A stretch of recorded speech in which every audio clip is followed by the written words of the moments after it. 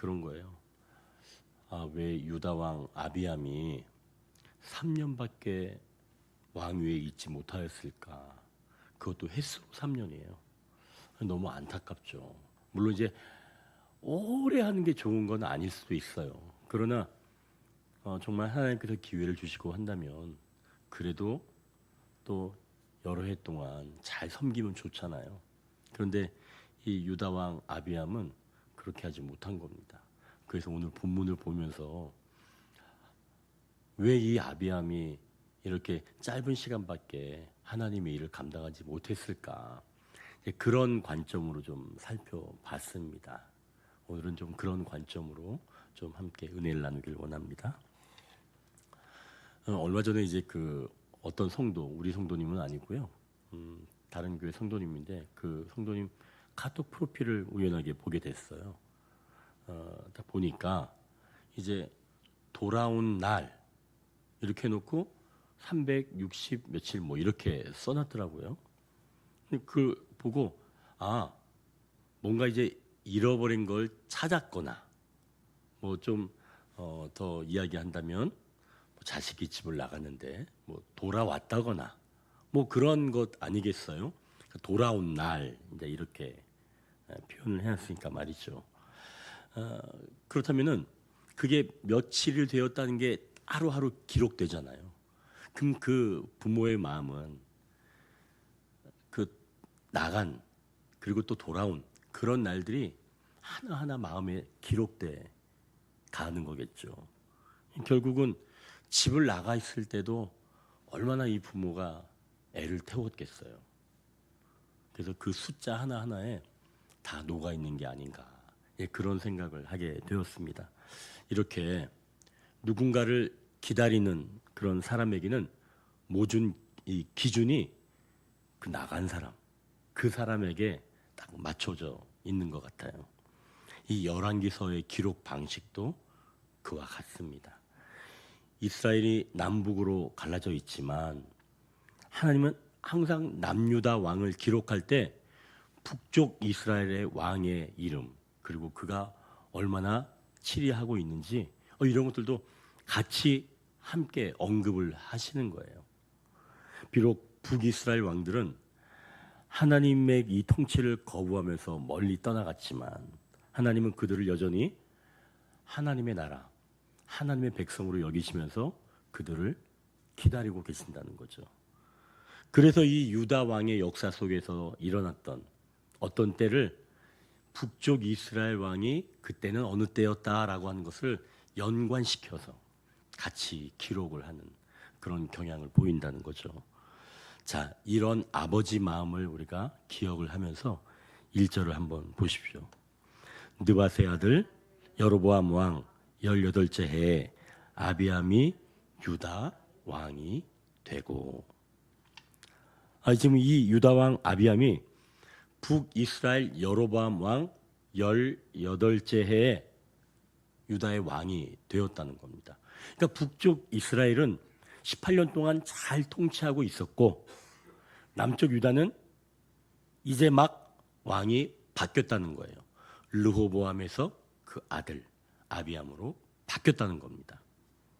자, 그러면 이 바뀐 이 아비암이 통치를 좀 잘하면 좋은데 그 다음 구절들을 연이어서 본다면 그는 하나님의 이름이 있는 예루살렘에서 통치를 시작했지만 그의 삶은 하나님의 그 통치를 벗어나서 오히려 북이스라엘과 같은 그런 하나님을 떠난 삶을 살게 되었다는 거예요. 그러니까 여로보암과 다르지 않게 살았다라고 말하는 겁니다. 그러니까 유다는 사실은 이야기했지만 영적인 자리예요. 북이스라엘은 육신적인 자리입니다. 그렇다면 유다 그리고 예루살렘 이러한 영적인 자리에서 왕으로 세워진 이 아비암이 오히려 그의 행동은 저 북쪽 이스라엘 사람 여로보암과 같았다라고 하는 겁니다. 아니, 머물러 있기는 거룩한 도성 예루살렘에 머물러 있으면서 어떻게 행동하는 것은 하나님을 떠난 그 북이스라엘 여로보암 같이 행동할까? 왜 그럴까? 이제 이걸 좀 먼저 살펴본다면 아비암이 유다라는 그런 영적인 자리에 있으면서도 불구하고 육신의 길을 떠나지 못한 결정적인 이유는 그의 삶을 둘러싼 가정 환경에 먼저 있습니다. 성경은 지금 이 아비암을 소개하면서 2절에 보니까 그의 어머니 마아가라고 소개합니다.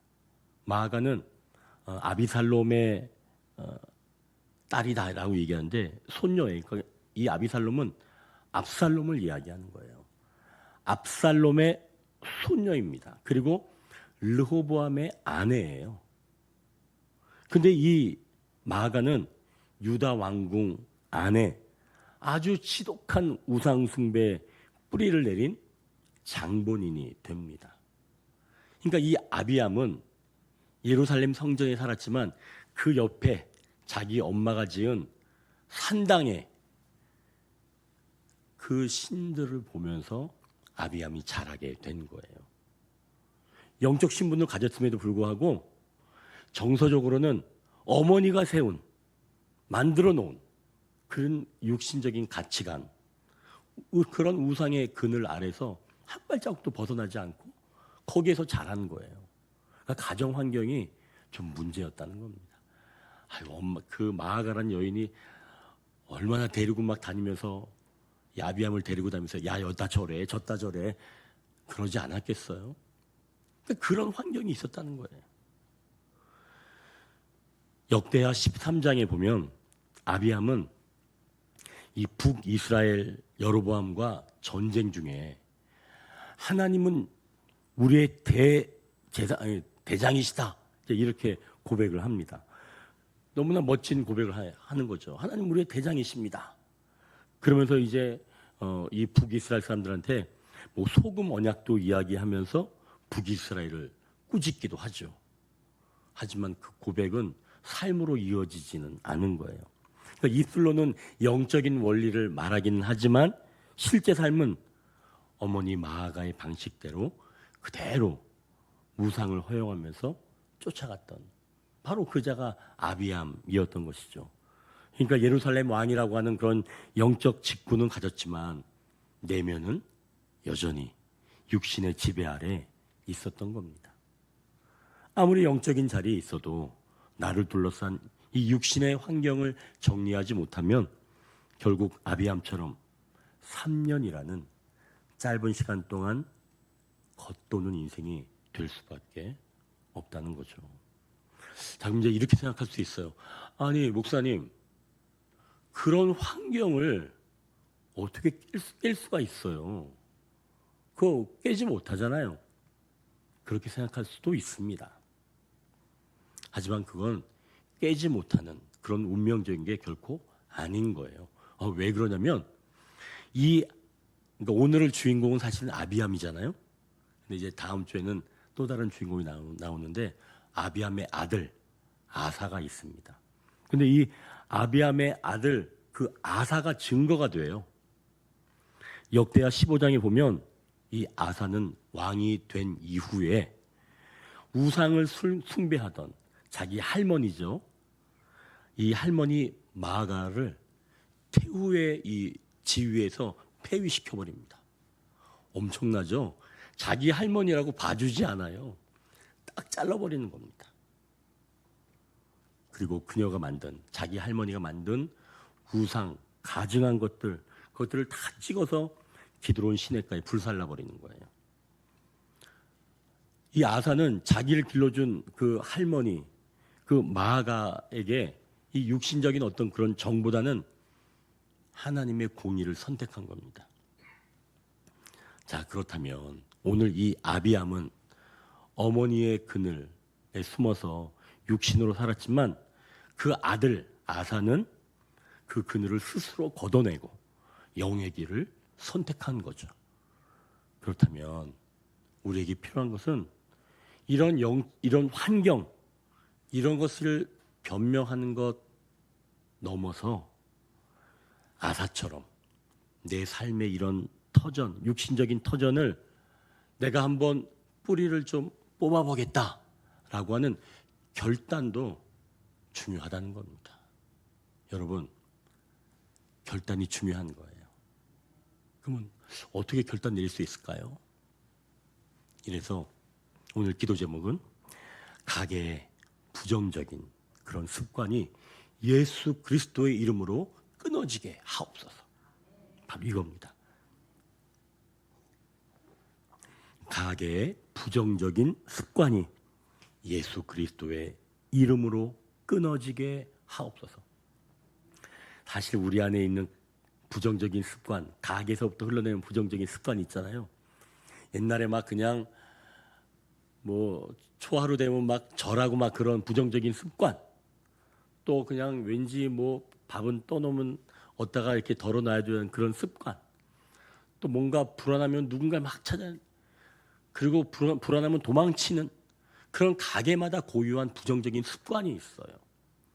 이것을 우리 힘으로 끊는 게 아니라 예수 그리스도의 이름을 의지해서 주님 끊어주십시오. 우리 가게의 부정적인 습관을 끊어주십시오. 여러분, 오늘 우리가 이것을 기도하기를 원합니다. 이게 끊어져야 돼요. 그래야지 아비암처럼 3년만 하고 뒤로 물러가는 일이 없는 겁니다. 여러분, 여러분의 삶에 부정적으로 흘러내렸던 가게의 습관들이 오늘 이 시간 끊어지는 역사가 일어나게 하옵소서. 이제 우리가 3절을 같이 한번 읽겠습니다. 아비암이 그의 아버지가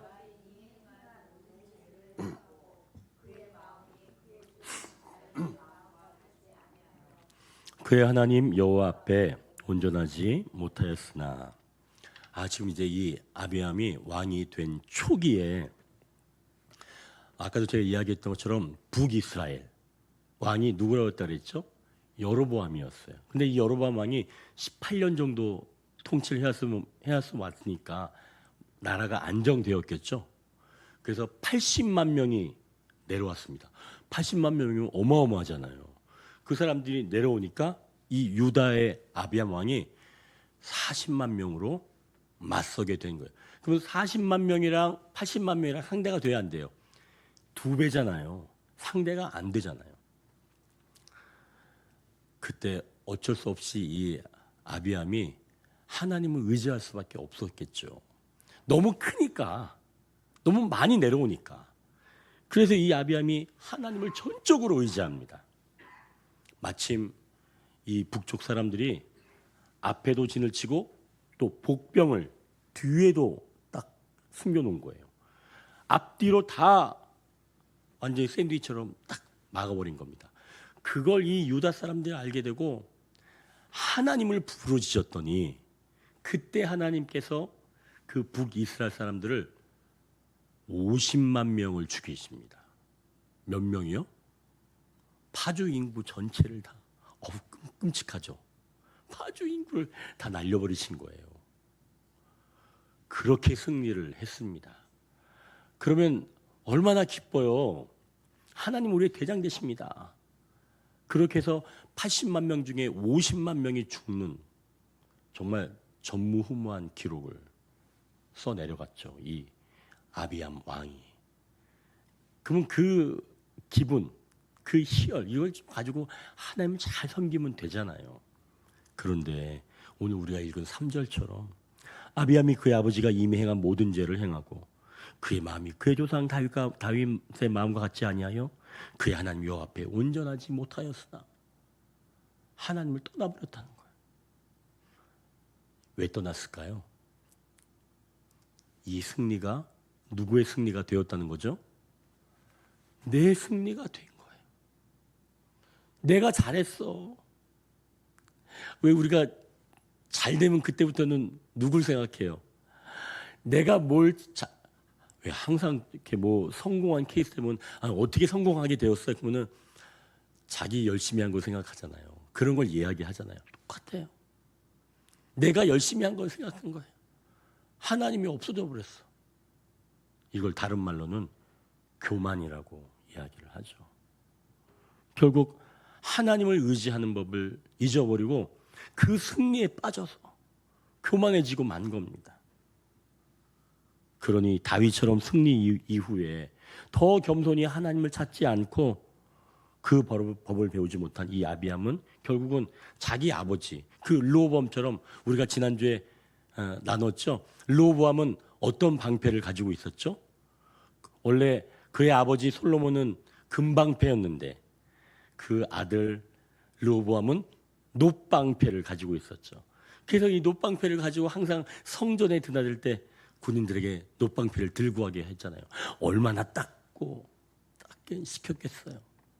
그것처럼 이 아들 아비암도 결국은 놋방패나 닦는 그런 허세를 부리면서 스스로 속이는 삶을 살았던 거죠. 성경에서 아비암의 이 마음이 조상 다윗의 마음과 같지 않아 온전하지 못했다라고 결론을 짓습니다. 다윗은 승리할 때 어떻게 했어요? 그럼 우리가 잘 됐을 때 어떻게 하면 돼요?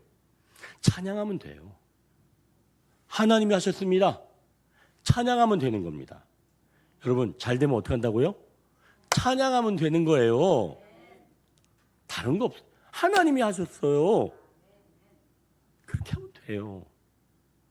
그런데 그렇게 하지 않고 내가 했다는 걸로 그렇게 생각하니까 결국 마음이 딱딱해지고 굳어버진 거죠. 그게 교만입니다. 그래서 3년이라고 하는 햇수로 3년이에요. 만으로 3년도 햇수로 3년이라는 그런 짧은 통치 기간밖에 그가 할 수가 없었던 거죠. 결국 그 중심이 하나님 앞에 온전하지 못하면 그 영광은 안개처럼 사라진다는 것을 말씀합니다.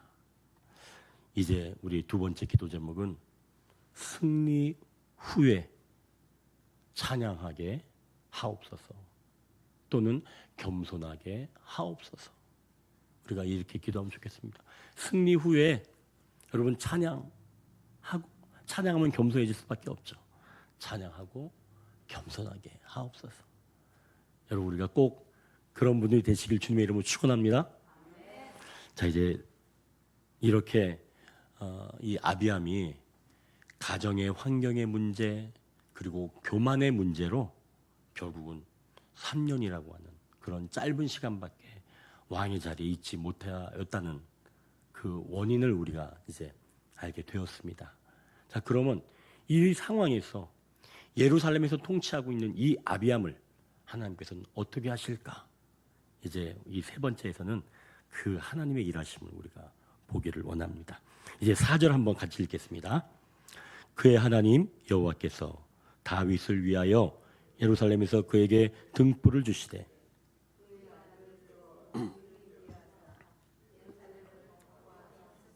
아멘. 성경은 지금 이 아비암의 악행과 교만을 기록한 직후에 그의 하나님 여호와께서 다윗을 위해서 예루살렘에 등불을 주셨다라고 말씀합니다. 등불. 아비암은 지금 영적인 정체성을 잃었잖아요. 그리고 교만으로 무너졌잖아요. 그런데 하나님은 유다에 불을 끄지 않으셨다는 얘기예요. 그리고 등불을 주셨다는 거예요. 하나님의 등불. 그럼 이거는 아비암이 잘해서 주신 거예요? 그렇지 않아도 주신 거예요? 그렇지 않아도 주신 거예요. 왜 주셨을까요? 다윗과 약속이 있었기 때문입니다. 하나님은 약속을 하셨기 때문에 그 약속을 지키시는 분이에요. 그러니까 우리가 잘해서 하나님께서 우리 자녀들에게 막 이렇게 믿음의 가문을 만들어 주신 게 아니라 내가 그래도 하나님 저를 붙잡아 주신 감사합니다. 그런 믿음의 흔적만 있으면 하나님께서는 그것을 등불이 꺼지지 않도록 여기서 이 등불은 빛을 이야기도 하지만 후손을 이야기도 합니다. 하나님은 믿음의 후손을 만들어 주시는 거예요. 하나님이 만들어 주시는 겁니다. 북이스라엘은 달라요. 하나님 믿음의 가문들로 그렇게 세워주지 않으세요. 왕조가 바뀌어버립니다. 그러니까 내 아들이 왕이 되는 게 아니라 엄한 사람이 와서 왕이 돼요. 그러나 유다는 그렇지 않다는 거예요. 그래도 내가 잘못해도 내 아들이 왕이 되게 등불을 주신다는 거죠. 누구의 은혜로? 하나님의 약속의 은혜로. 여러분, 그러니 우리가 의지할 건 뭐예요? 하나님의 약속이에요. 나의 어떤 잘한 행동이 아니라 우리가 의지할 건 뭐라고요? 하나님의 약속. 우리는 그 하나님의 약속 때문에 사는 사람이에요. 그게 우리에게 소망이죠. 내가 열심히 살아야 돼. 내가 믿음 잃으면 안 돼. 그럼 내 자식들이 떠난단 말이야. 여러분, 너무 그렇게 애걸복걸할 필요는 없어요. 하나님이 한번 약속해 주셨으면 언젠가는 그 아들 불러주십니다. 여러분 믿으시죠? 그러니 여러분 너무 애달지는 마세요. 내 자식이 왜 이렇게 안 돌아와? 주님, 너무 그렇게 애달지는 마세요. 그렇다고 기도하지 말라는 이야기는 아니에요. 기도하셔야죠. 하나님이 언젠간 그 영혼을, 야, 네 엄마의 기도는 있는데 너 왜 이렇게 늦게 오니? 이렇게 불러주시는 줄 믿습니다.